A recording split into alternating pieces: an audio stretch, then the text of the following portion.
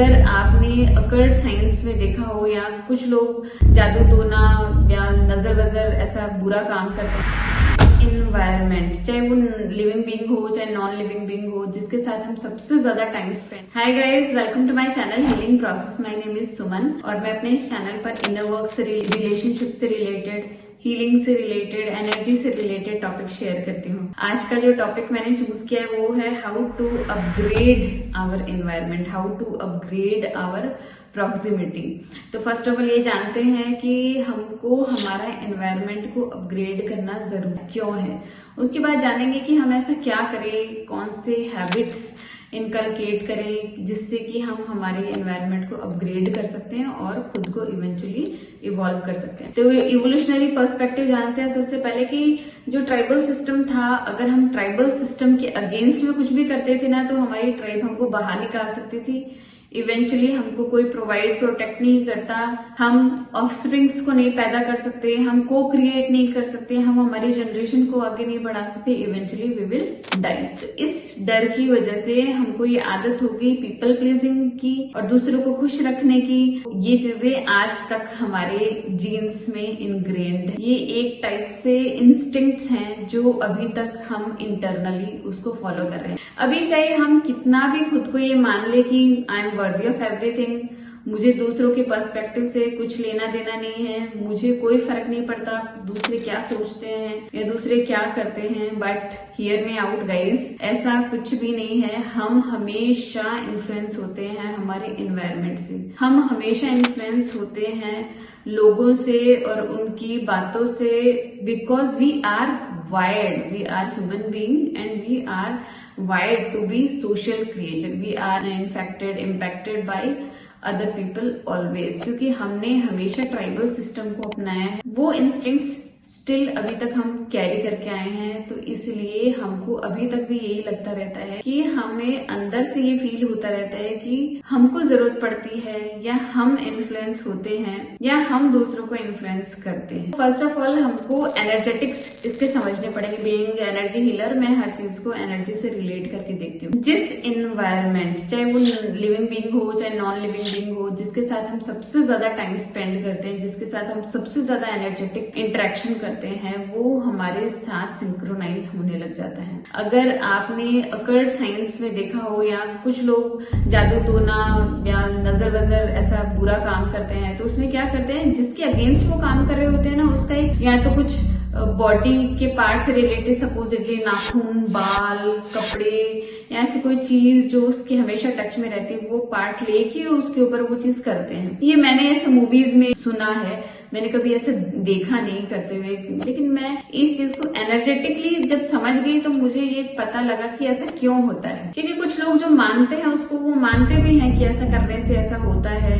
कुछ चीजों के अगर ऊपर वो लोग ऐसा कर देते हैं, नेगेटिविटी डाल देते हैं, तो उसको वो इन्फ्लुएंस करती है। जब मैं एनर्जी फील्ड में आ गई तब मुझे पता लगने लगा कि हाँ, जरूर ऐसा होता होगा। वो भी इसका रीजन यही है कि अगर हम जिन चीजों के साथ टच में ज्यादा रहते हैं, सपोजिटली मेरी वॉच है, कपड़े हैं या कुछ मेरे एक्सेसरीज है, मेरे हेयर या कुछ भी, जैसे नाखून लिविंग नहीं है, नॉन लिविंग है, बट स्टिल मैं इनके साथ हमेशा कांटेक्ट में रहती हूँ, तो ये मेरी एनर्जी लिए रहते हैं। तो मैं और ये एक तरीके से वननेस में है, क्योंकि सबसे ज्यादा एनर्जी एक्सचेंज होता है। मेरा ऑरा भी इसी के अंडर आता है। मेरे ऑरा के अंडर मेरे बॉडी पार्ट्स या मेरे बॉडी से टच होने वाली चीजें आती है, तो एक तरीके से मेरा ऑरा ही बन गई। जब इन चीजों के साथ हम सिंक्रोनाइज हो जाते हैं ना, तो ये हमको इन्फ्लुएंस करने लग जाती है। उसी तरह जिन लोगों के साथ हम सबसे ज्यादा रहते हैं उनके साथ हम हमारी एनर्जी को एक्सचेंज करते रहते हैं। एक और एग्जांपल बताती हूँ गाइज, मुझे अचानक याद आया। अगर दो हस्बैंड वाइफ हैं या एक कपल है,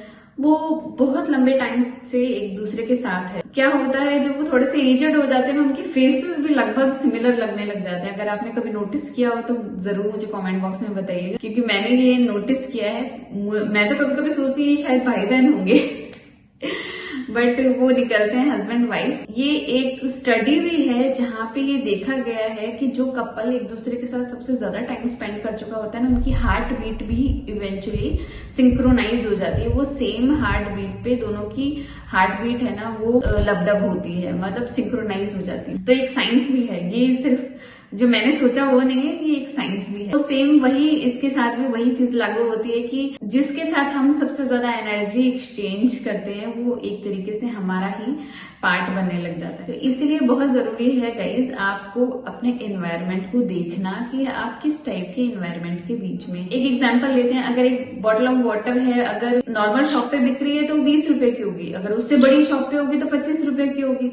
मे बी किसी वॉलमार्ट में या किसी रिलायंस फ्रेश में बिक रही होगी तो मे बी थोड़ा सा ज्यादा प्राइस की होगी। अगर वो सिनेमा हॉल में अगर वो बिक रही है तो मे बी थोड़ी और कॉस्टली होगी। अगर वो एयरपोर्ट में बिक रही है तो it will be like more costly, may be double और ट्रिपल दाम की वो हो सकती है। अगर वो इसको एक्सपोर्ट किया जाए तो और वो कॉस्टली हो जाती है। तो है तो बॉटल ऑफ वाटर, लेकिन उसकी वैल्यू चेंज हो रही है जहां पे उसको रखा जाता है। ऐसा ही फ्रूट्स के साथ देख सकते हैं अपन की ठेले पे बिक रहा है तो कम का है, बड़ी शॉप पे बिक रहा है तो ज्यादा का है, मॉल में बिक रहा है तो और कॉस्टली है, अगर उसको एक्सपोर्ट कर दिया जाए तो वो और कॉस्टली है। तो फ्रूट ही नॉर्मल फ्रूट पेड़ से टूट के आया है, लेकिन जहां पे उसको पुट किया गया उसके अकॉर्डिंग उसकी वैल्यू चेंज हो रही है। इसलिए सेम चीजें आपके साथ भी लागू होती है। और एक कोट भी है, ये एक सेइंग भी है कि आप जो हैं उन 5 लोगों का एवरेज होते हैं जिनके साथ आप हमेशा हैंग आउट करते हैं। आपको बहुत ध्यान से सिलेक्ट करना पड़ेगा आपको अपना एनवायरनमेंट, क्योंकि ये आपको बहुत ज्यादा एनर्जेटिकली इन्फ्लुएंस करता रहता है। हमेशा एनर्जी का flow higher potential to lower potential में होता है।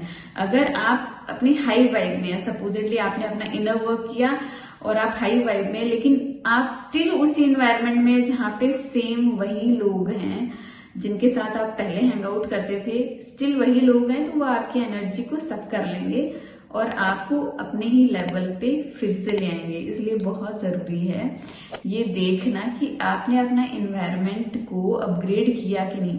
तो आप इसके लिए क्या कर सकते हैं, first of all energetic boundaries और डिस्टेंस क्रिएट कीजिए। फर्स्ट ऑफ ऑल डिसाइड कीजिए कि आप यहाँ पे रहना चाहते हैं कि नहीं रहना चाहते। क्रिस्टलाइन क्लैरिटी लाइए अपने थॉट में, आप किन लोगों के साथ अपनी एनर्जी को एक्सचेंज करना चाहते हैं, किन लोगों के साथ आप इन्फ्लुएंस होना चाहते हैं और किन लोगों को आप छोड़ना चाहते हैं। ये आपको डिसाइड करना पड़ेगा। जो आप डिसाइड कर लेते हैं वो आपके ब्रेन में इनग्रेन हो जाता है और उसी के अकॉर्डिंग आपकी जो सर्किटरी है ना वो फायर एंड वायर टुगेदर होती है, नया न्यूरो नेटवर्क पाथवे क्रिएट होता है। ये जो पाथवे है ना उसी के अकॉर्डिंग आपके बाकी सारे थॉट्स है ना अब अलाइंड होते हैं। अगर आपने डिसाइड नहीं किया होता है तो ये ऐसा है जैसे चारों तरफ घास है और आपको पता ही नहीं है कि आपको जाना कहाँ है, लेकिन उसी घास पे अगर आप रेगुलर चलते रहते हो तो पाथवे क्रिएट हो जाता है। अब बहुत आसान है जाना उस पाथवे से, क्योंकि आपको पता ही एक रास्ता है। इसी तरह हमारे ब्रेन में भी होता है, अगर हमने वो डिसाइड कर लिया है कि मुझे यही काम करना है, तो आपके जो अदर थॉट्स है ना वो उसी अलाइनमेंट में जाते हैं और इसी तरीके से आपके न्यू रियलिटी को वो क्रिएट करते हैं। इसलिए फर्स्ट ऑफ ऑल आपको यहाँ पे वर्क करना ज्यादा जरूरी है। आपको क्रिस्टल क्लैरिटी लानी है कि आपको रियलिटी में चाहिए क्या। सेकेंडली आपको उन लोगों को जाने देना होगा जो आपको अब सर्व नहीं करते। विद लव उनको जाने दीजिए। आपको एक सिंगल वर्ड भी अटर करने की जरूरत नहीं है, क्योंकि हमारा सिर्फ 5 to 7% जो कम्युनिकेशन होता है ना वो वर्बल होता है। इसके अलावा सारा कम्युनिकेशन हमारा एनर्जेटिक कम्युनिकेशन होता है। तो आपको कुछ भी बोलने की जरूरत नहीं है उनको, बस दिल से मानिए कि अब जो वो आपकी लाइफ में करने आए थे उनका पर्पस वो सॉल्व हो गया है। उन्होंने आपको सर्व कर दिया और आपने उनको सर्व कर दिया। अब दिल से उनको बाय बाय कह दीजिए, उनके साथ एनर्जेटिकली या इमोशनली इंडल्ज मत होइए। लास्टली जो आपके दिमाग में है कि आपको किस टाइप का मास्टरमाइंड चाहिए, किस टाइप के आपको अपग्रेडेशन चाहिए, किस टाइप के लोग आपको चाहिए, उसकी जर्नलिंग कीजिए। जर्नलिंग करते हैं आपके जो थॉट पैटर्न्स आपके दिमाग में आते हैं कि आपको चाहिए क्या रियलिटी में, उसको चंक इट डाउन कीजिए। सपोजिटली मुझे एक इंसान चाहिए जो मेरे को फिजिकली जो है ना अपग्रेड कर सके, मैं अपने बॉडी के अंदर थोड़े चेंजेस लाना चाहती हूँ तो मुझे उसके लिए हेल्प करें। तो इस थॉट को मैंने चंक इट डाउन किया कि वो इंसान मुझे कहाँ मिल सकता है। मे बी योगा क्लासेस में, मे बी पार्क में एक्सरसाइज करते हुए, मे बी जिम में, या फिर अदर कोचिंग प्लेसेस में। मुझे उस तरफ अलाइंड एक्शन लेना है कि वो कहाँ मिल सकता है।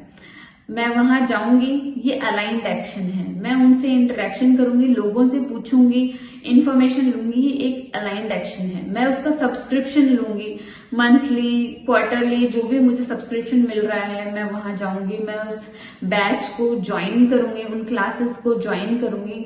अब मैं उनकी एनर्जी में कंप्लीटली आ जाऊंगी। This is upgradation. देखा आपने कैसे हम छोटी छोटी चीजों का ध्यान रख के अपने एनवायरनमेंट को और लोगों को अपग्रेड कर सकते हैं, जबकि हमको कुछ भी किसी को बोलने की जरूरत नहीं है। हमको हमारी बाउंड्रीज को कन्वे करने की जरूरत नहीं है, हमको कॉन्वर्जेशन करने की जरूरत नहीं है। Just what we have to do is aligned with our thoughts. पहले एनर्जेटिकली डिसाइड कर लीजिए, फिर अलाइंड एक्शन लीजिए। तो गाइज, आपको आज का वीडियो कैसा लगा? अगर अच्छा लगा तो प्लीज लाइक कीजिएगा, मेरे चैनल को सब्सक्राइब कीजिएगा और बेल नोटिफिकेशन को जरूर दबाइएगा गाइज। आजकल नोटिफिकेशन जाते नहीं है यूट्यूब के। मिलते हैं नेक्स्ट वीडियो में, तब तक के लिए बाय।